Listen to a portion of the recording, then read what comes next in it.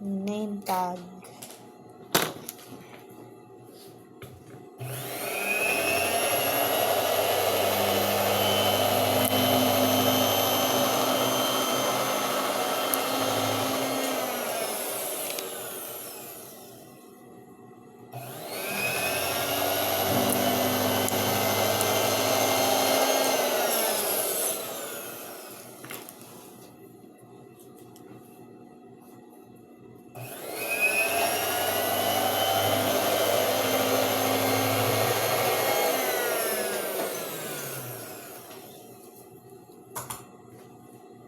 Mag-isip kaya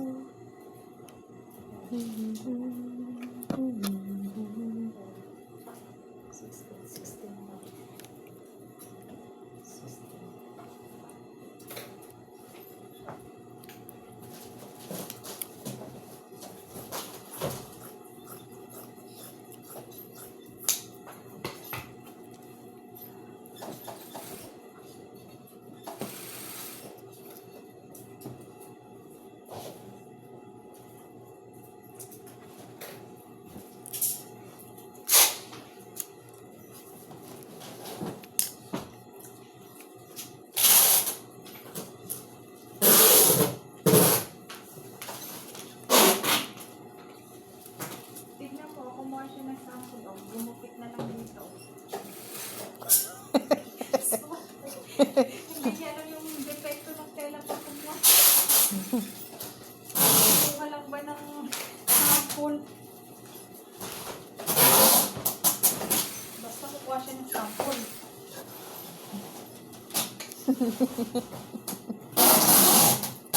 balasubas. Oo. Ba, Ano yung pagiging epekto ng...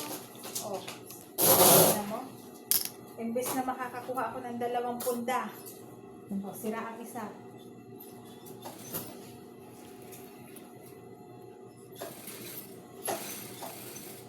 hindi nga yan siya nag-iisip. Basta lang yan siya may magupit, may makita. Gupit agad yan.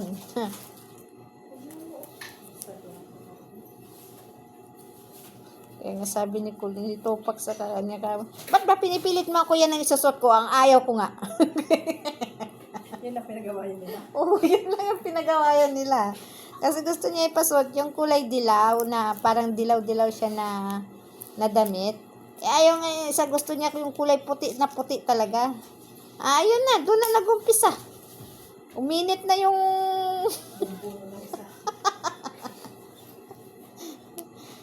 Madali pa naman mapikon si Tupac pag pinilit mo na ayaw niya talaga. Wala. Nauwi sa maghapon, walang pansinan. O, te. Tumakbo na lang siya dun sa tatay niya. Oh, sa Kulingay. Punta na lang siya dun sa tatay niya.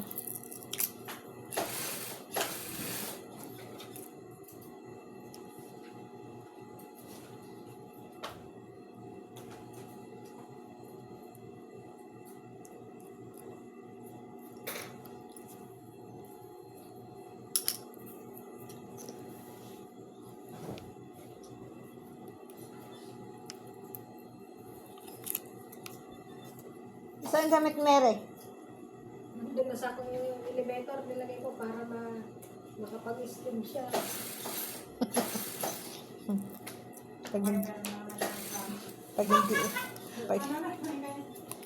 pag hindi yan na steam niya, iwan ko lang.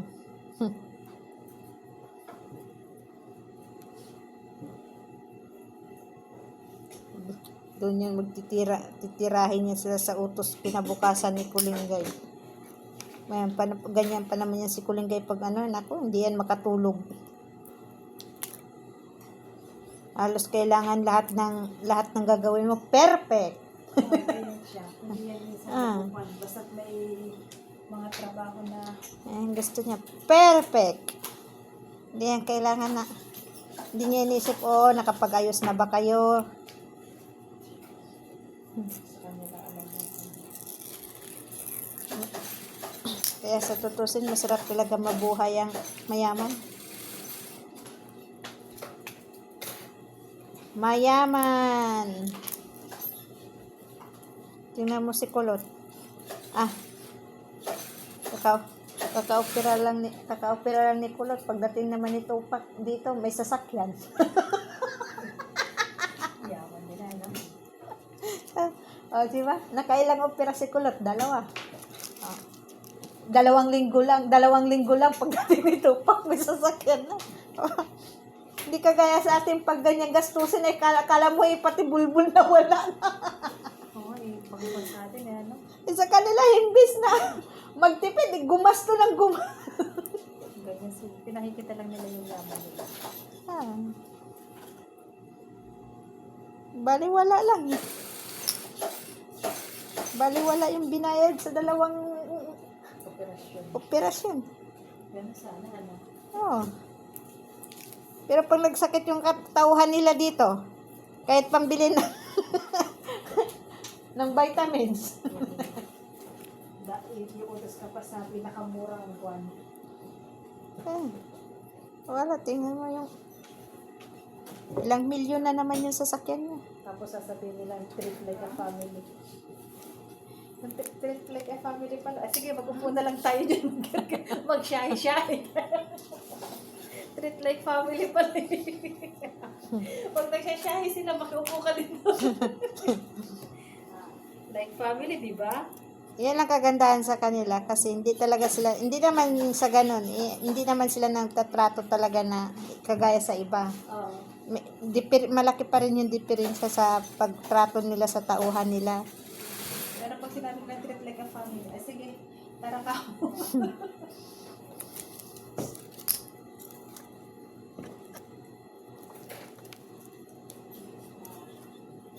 Bali wala, dalawang operasyon eh. Pag nagsashahi sila, mag-shahi-shahi ka din doon.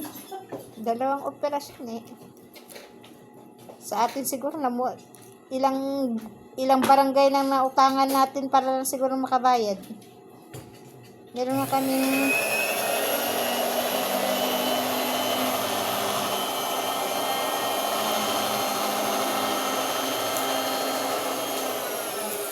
meron nga kami doon kasamaan dati sa flat namin eh. Nurse siya sa hindi siya nurse, yung parang pero sa hospital siya nagtatrabaho. Umuwi siya ng isang araw. Matagal na siya nagtatrabaho sa Alpac eh. Tapos, matagal na siyang may sakit. Sabi ng doktor, uoperahan nga habang hindi pa lumalaki yung bukol sa utak niya. Parang binaliwala niya rin ba? Tapos, nung nakaraang linggo, nagbisita kami doon. Tapos, yun nga, uwi na nga siya. Nung kahapon nata siya umuwi. Kasi yung parang bumigay na yung katawan niya ba? Yung kalahating katawan niya, hindi na makakaramdam. Tapos yung kalahati, yung dito niya, yung mata niya, dalawang mata na, nangitim na. Kasi chinik up siya ulit ng doktor. Kasi libre naman sa kanya, kasi sa hospital nga rin nagtatrabaho.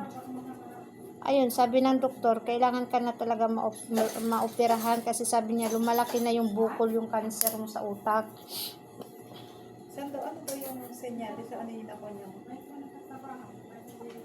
May sinyalis naman siya may sinyalis na daw yun, kaso lang, hindi niya talagang, akala niya, lang ba? Sakit-sakit lang na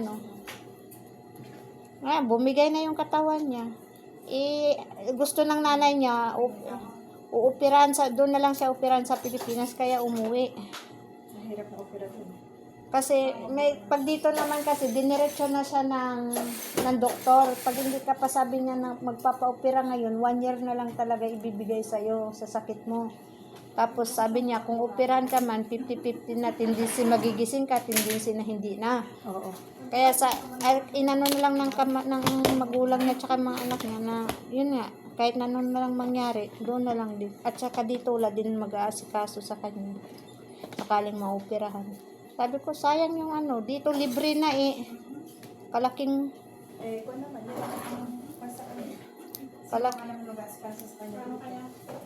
Kaya inano na lang na... Ayun, nasa Pilipinas na.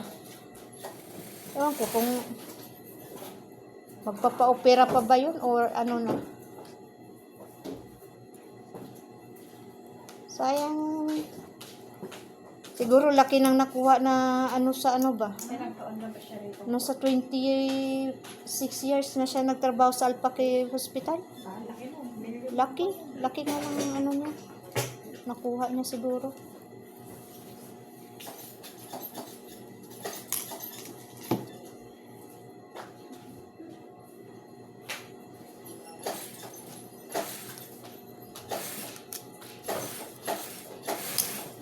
Want to say you love me hard.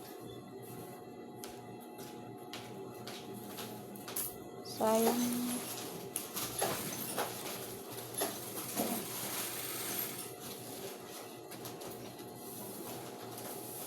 "26 years.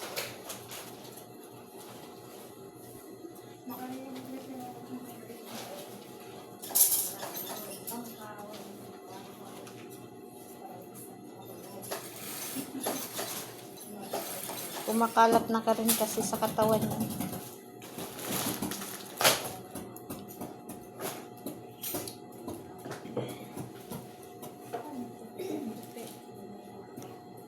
Bakit ang layo yata ng kulay sa sample? Tapos naging brown. Tapos, Yung alin? hindi na. Magkano dyan na? Bakit ganyan yung zipper mo? Magkano dyan? Yon, Don? Dito ka rin dito. Bakit parang napakaano naman ito? Ito, para sa zipper niyan ng... Yan, pwede pa dyan sa ano na Oo, yan. pero hindi naman kasi...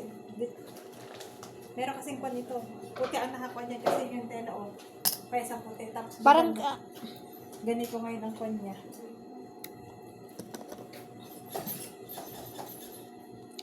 kawawang bata.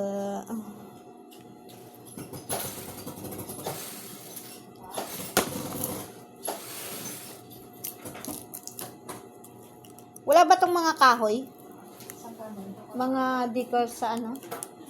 Wala? Ano na yun? Yung mga, ano ba? Mga table, wala? Ngayon? Yung kailin? Wala. Buti nga eh. Saan pala gagamitin yung mga malalaking tela? Wala bang mga board? Baka dito na lang nila niya doon. Meron kasi yung pang-fix na sa wall na nila. Malalaki. Hindi naman na namin kaya yung malalaking kon. Mas hindi na kasya dito yon. Tsaka take note, utang na loob. Huwag na matrabaho sa amin ng babae na mag-akyat-akyat mo. Alam, grabe kaya si madam. Kulang na lang eh. Gawing kargador. Kulang na lang kami. Gawing kargador sa... Ay, naga. Kargador pa more. Kulang na nga lang, bilang kayo ng lagari. May martilyo na nga ako dyan. Doon lang hindi makakwento mga electric na mga karpintero na to. Gusto ko na magpabili kay madam ng kwan, yung pangkat talaga. Yung ano yung sinso. Hindi, yung... Wag mo nang akuin, maawa ka. Nabubisit ako sa matrabaho ng karpintero. Puro ako ang solusyon dito eh.